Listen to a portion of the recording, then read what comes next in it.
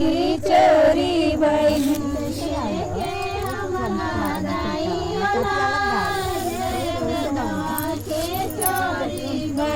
के हमरा गाई हो लाल से गदवा के चोरी भइल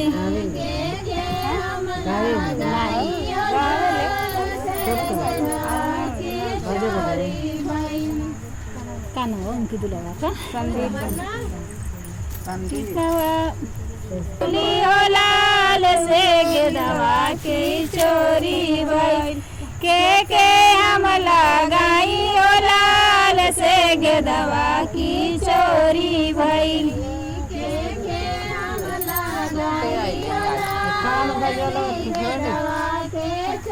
ना गदवा मोरे मम्मी जोरवली ना गदवा मोरे पापा ओ लाल गदवा संदीप दुला पाकिट में चोरल ओ लाल गदवा संदीप दुला पाकिट में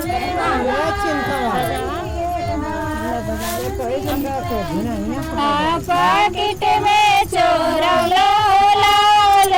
गदवा संदीप दुला पाकिट में चोरल लाल गदवा संदीप मोजारी जोरी गदवा मनौली ओ लाल से गदवा के चोरी भइली के हम लगाई ओ लाल से गदवा के चोरी भइल के हम लगाई ओ लाल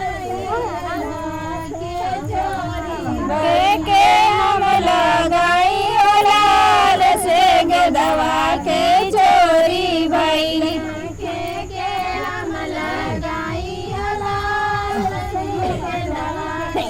चोरी ना गदवा मोरे चाची चोरवली ना गदवा मोरे चाचा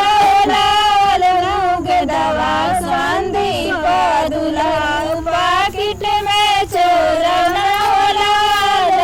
गदवा संदीप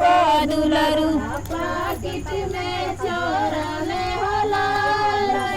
गदवा संदीप दुलरू पाकिट में चोरल लाल गदवा संदीप दुलरू पाकिट में चोरल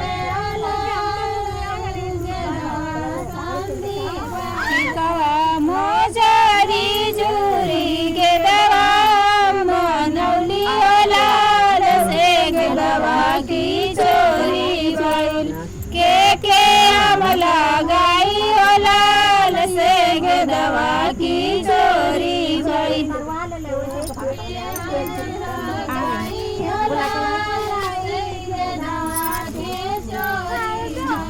के हम लगाई ओ लाल से गदवा की चोरी भइल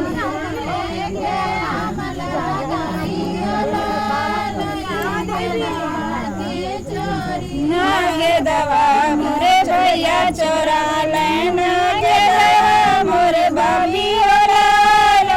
गदवा संदीप दुलरू पाकिट में चोरल लाल गदवा संदीप दुलरू एमे कद लगा दे रे उगनवा